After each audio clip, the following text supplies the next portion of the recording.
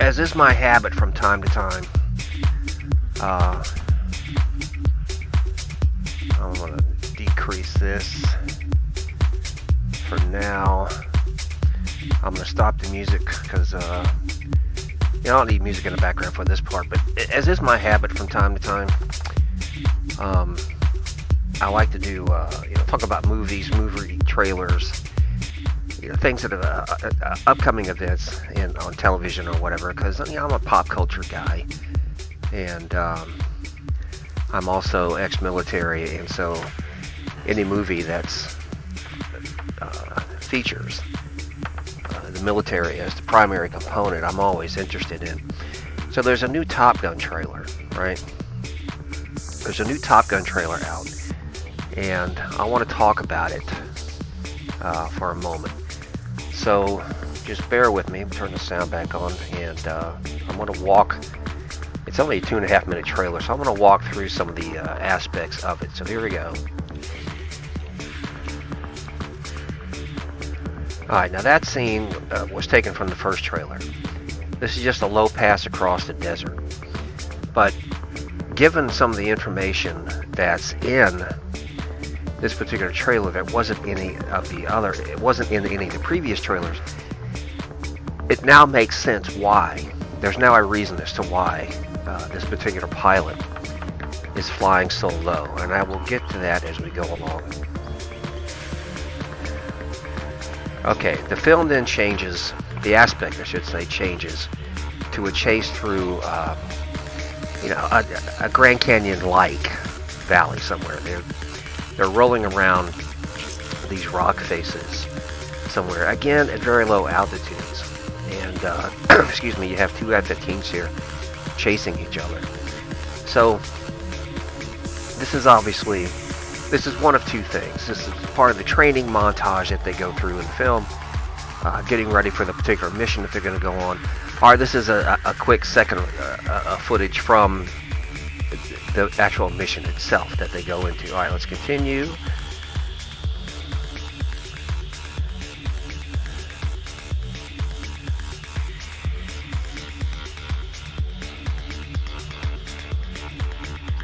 Okay, now this scene sets up an aspect to the film that had not been released before. Okay, it provides information into what's going on in the film that had not been released before. This is I gotta back up. This is Goose's son, Goose from the first Top Gun movie. This is I can't remember this actor's name. He was in that horrible Fantastic Four reboot a couple years back, or a few years back. But anyway, he's playing, the son of Goose, the guy who lost his life in the first Top Gun movie. So all these pilots are coming into looks like a dive bar somewhere, right? Except the picture here is, you can see these are F-18s. These are F-18s in the photograph here that's up on the wall. And there's some patchwork on the wall too. This is typical. When I say patchwork, I mean the patches of different aviation outfits. And the Army works the same way. The Army works the same way. You go into like the Officers Club bar at Fort Stewart, Georgia, or Fort Campbell, Kentucky, or whatever, Fort Knox. You're going to see stuff like this. You see pictures of tanks instead of F-18s. patches of different armor units and stuff like that. And at Fort Benning, it'd be all infantry stuff, So this is kind of normal background.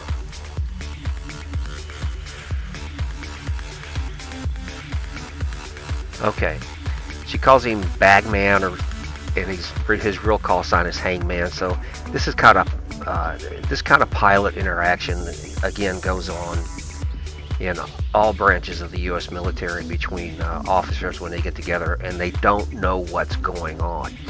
That's the key here. At this particular moment in the movie, these guys don't know what's going on.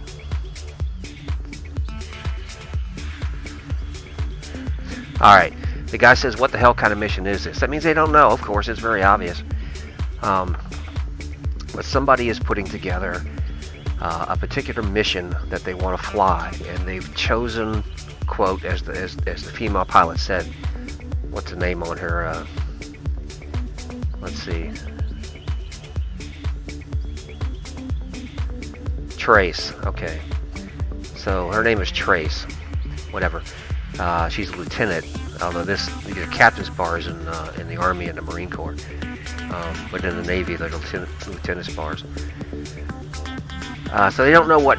Somebody's putting together a special mission. These guys have been chosen, but they don't know what it is. Again, low-altitude flying, alright? Now, in all the previous trailers, there was a lot of low-altitude flying, but they didn't really give any insight as to why, as to what was going on. Now, I want to show you something else here. This is actual combat footage of an F-18 shooting down an Su-22, a Soviet-made attack aircraft. All right, watch this.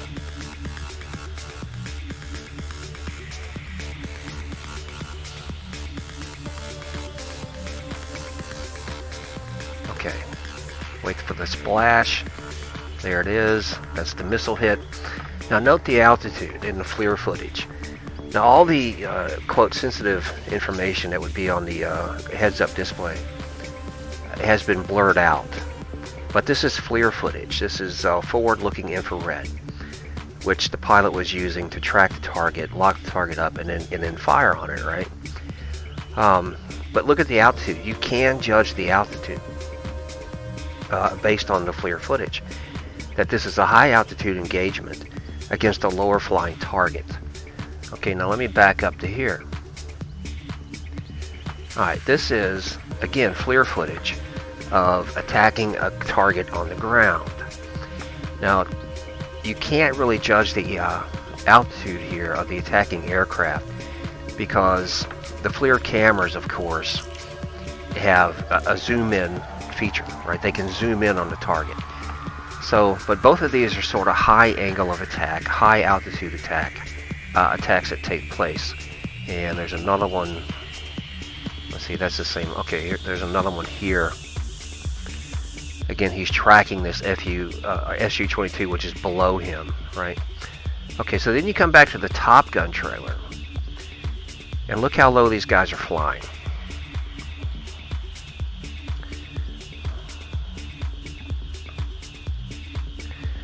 Alright, what is the reason for doing that? Stealth is defined. Stealth technology is one thing. Stealth is something else. There's more than one way to get to a target. And that's what they're attempting to do here, is set up a particular group of flyers like these guys and train them on very low altitude flying in order to get to a target and attack it without being picked up on radar. And there's a scene further on that I think is just phenomenal. Okay, so she says, all of us here are the best there is. Who are they going to get to teach us? Okay, well that's Hollywood speak for here comes Tom Cruise, right? That's all that is. But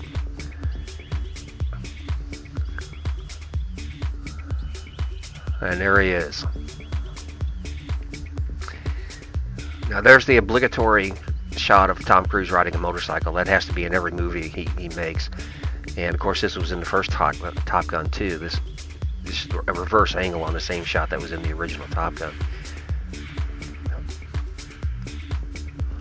Okay. Now Tom Cruise turns and says that Admiral Tom Iceman Kaczynski, Commander U.S. Pacific Fleet. Okay, that's all fine and good within the context of the Navy. You know that combat pilots have sort of same inroad into advanced rank as combat officers in any field. Whether you were an armor officer or an infantry, whether you're in the Marine Corps, amphibious assault, helicopter, it doesn't matter. If you have a combat specialty in your field, you have a combat specialty, then you have a much greater chance to be promoted to such a position, to advance to such a position as Commander U.S. Pacific Fleet, right? And so apparently the only reason that Maverick is being chosen here is because Iceman from the first movie wanted him to be there. All right, watch this. This is from the original Top Gun trailer. And just listen to what's his name's voice here, who's playing the Admiral. Okay.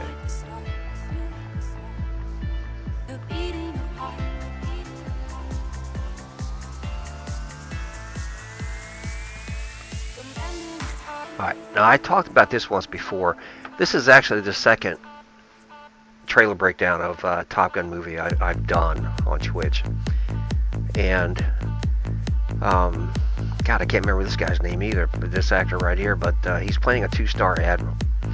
And he's asking Maverick, okay, you should be a 2-star admiral by now as well. Why aren't you?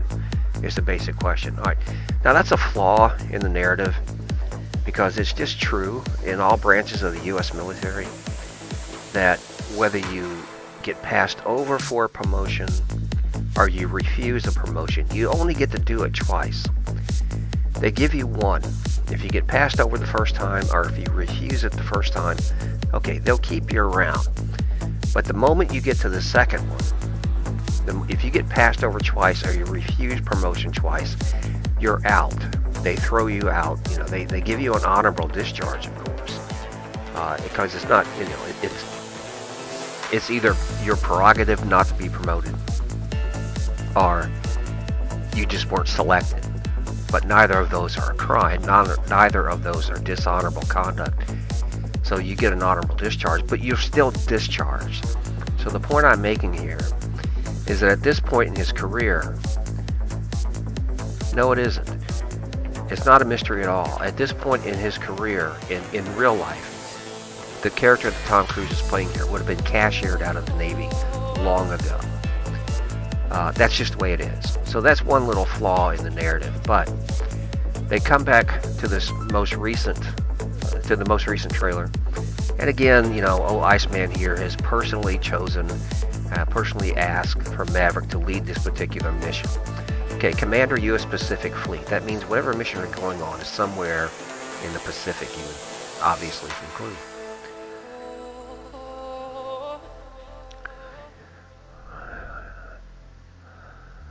Alright, little flying scenes.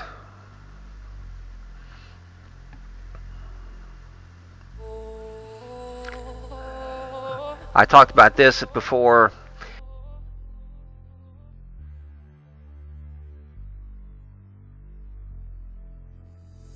Now that's all cool flying stuff, but it's just a little montage that does illustrate one thing. And I once got in trouble for this. When I was on active duty, I once got in trouble for this very thing. But okay, so Maverick is flying this aircraft in a peacetime environment for the training part of the mission. They're training for combat, but they're in a peacetime environment. That's a huge distinction, right? Because in a peacetime environment, you're sitting atop, an M1 armored tank, or a Bradley fighting vehicle, or whatever it or you're flying an F-18 or an F-35. These things cost millions of dollars, right? They cost millions of dollars each. An F-18, what, 25 million, 25 million. An F-35 is like 35 million each. And so you always fly, or you always operate the equipment that you have with that restraint around you, that we can't beat the shit out of this stuff, because if we do, somebody has to pay for it, and somebody's going to get in trouble. You know, if we abuse the equipment, you can lose your job over that. In combat, all that goes away. Trust me. In combat, you don't care about any of that stuff, because in combat is one place where you don't have to care about any of that stuff. In combat, you use the equipment to its maximum potential. You push it to the envelope. You push it to the design, to the end of the design spec and beyond, because in combat, the only thing that matters is accomplishing your mission and then living to talk about it, right? So that's how Maverick is flying here. He isn't flying. That's the one thing about this scene. I'll do it again. Watch.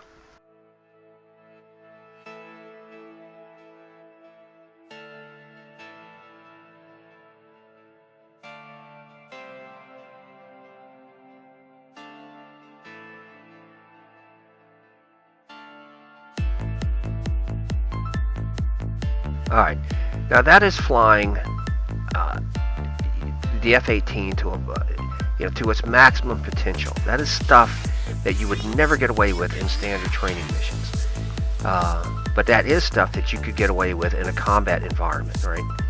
All right, so whatever's going on here. Now this is,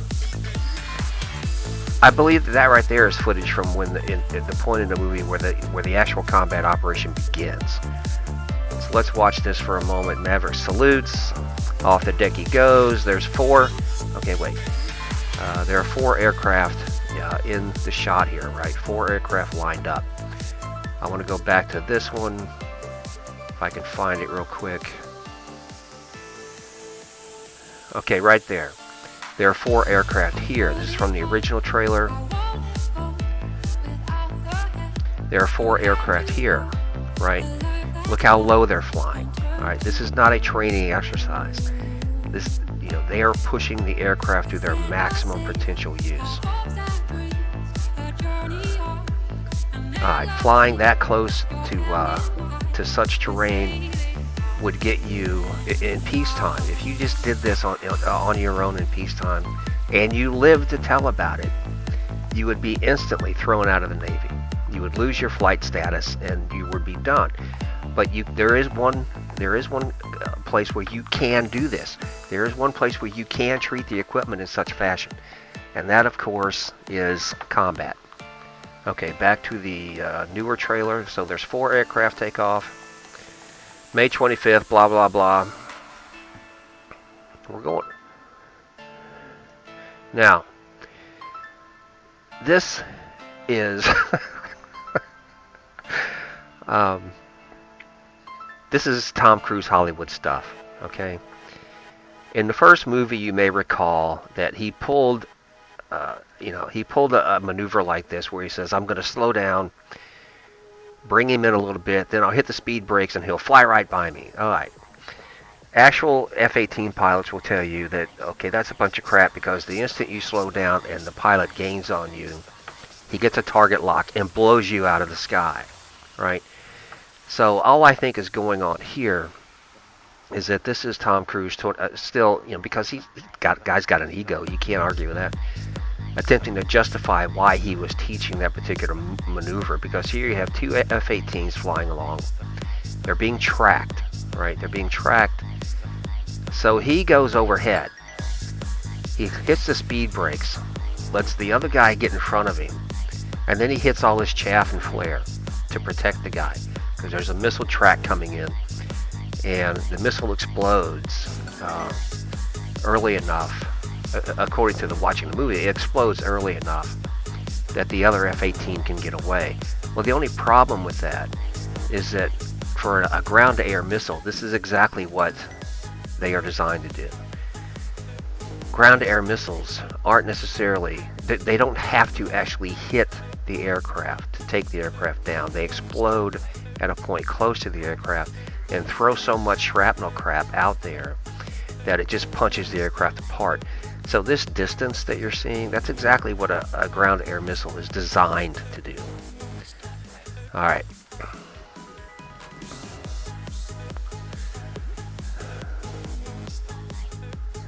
let me back up.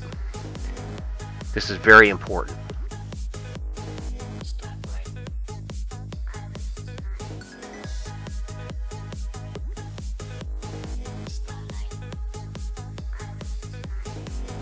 All right, he says, you think up there you're dead, believe me, you are. That's what he's going to say, and that's true. Okay, that is absolutely true. And that's true in any branch of the military. If you go out on a combat op and you think you're going to die, you probably will. Because people who think they're going to die today typically find a way to make it happen.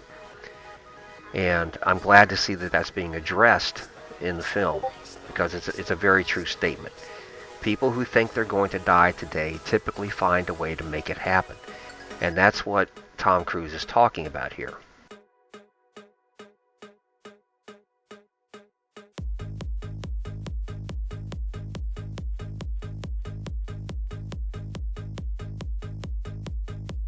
Alright, I want to play that a little bit one more time, because again, this is all the low angle of attack, the low flying stuff, right?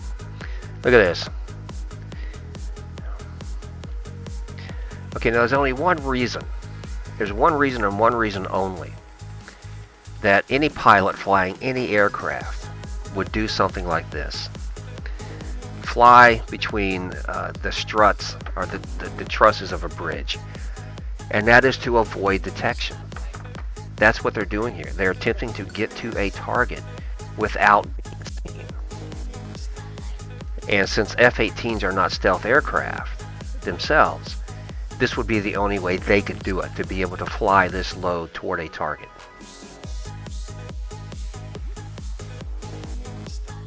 I'll skip this part because... Alright, there are the 4 aircraft again, inbound.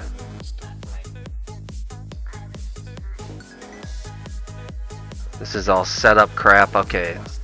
Somebody tracks on them, right? And they fire... that's a 4X SAM battery, which of course do exist. They are real things. Alright, somebody goes down.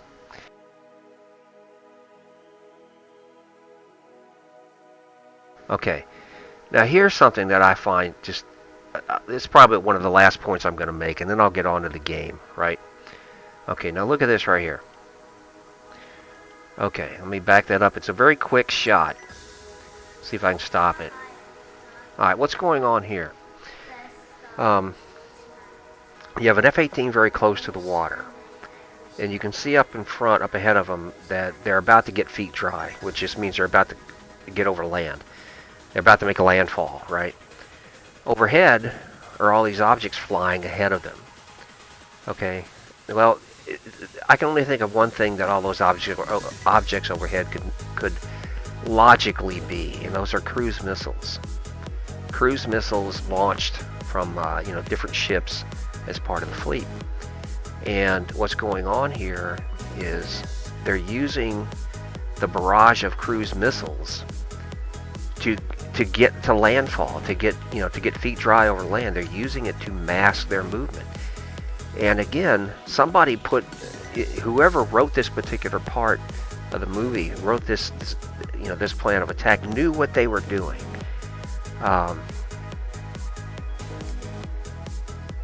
I could give a personal example of something like this, but I won't. I don't want to.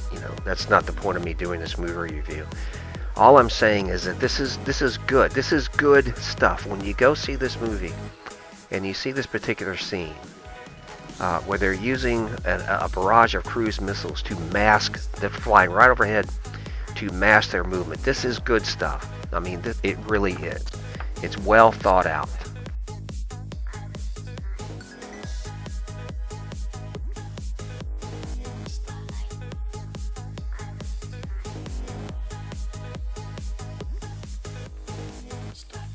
Okay.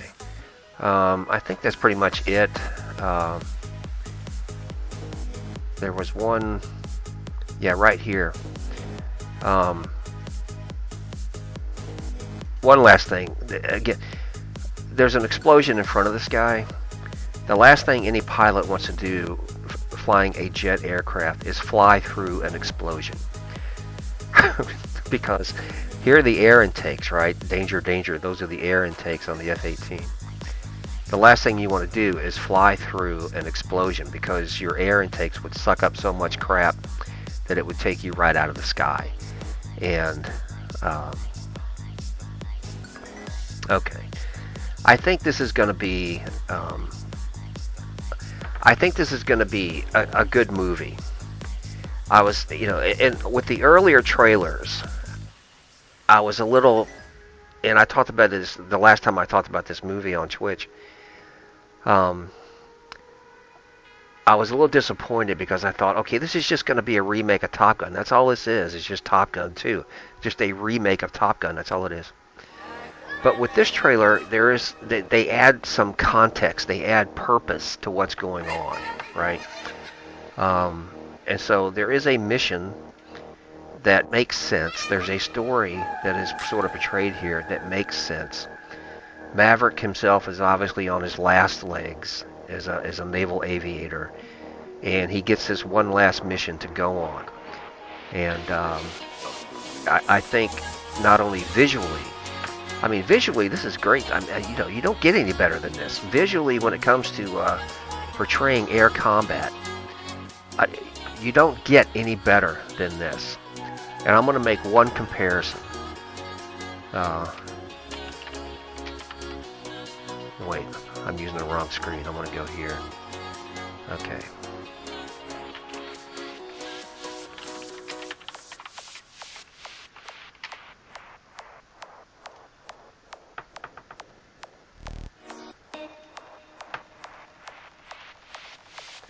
Alright. This is from Captain Marvel. Now let me set this up. I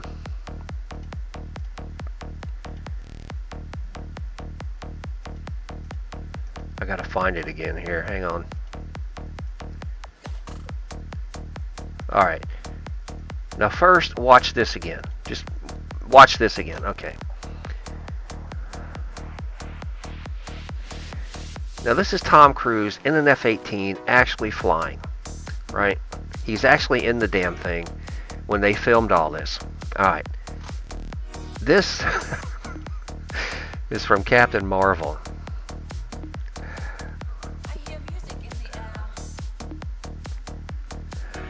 Watch her face. Okay. Now look at the difference. Look at the difference. I can never resist the opportunity to rag on the Captain Marvel movie. Let me find a good... Okay, now right here, look at his face. Okay, and here, look at hers. Okay, she is no more in a jet aircraft than I am right now. She is no more in a jet aircraft than anybody watching this. This is all. This is pathetic, really, when you think about it. That they've got Brie Larson in this cockpit, and she says 7 G's, right? And okay, if she were pulling 7 G's, here, her face would be elongated to a point to be almost unrecognizable, which is one reason why pilots wear masks. Not the only reason, but one reason why. Now this is real. This is Tom Cruise pulling however many G's they were pulling here, 5, 6, whatever it was, right? This is the real thing. And he once famously said, when he was talking about this movie, that you can't act this. And it's true, you can't. Just like, when you're inside an M1 tank and the main gun goes off, the 120 millimeter main gun, okay, I would not imagine you'd be able to act how that feels, right? To really act how that affects everything around you for that moment.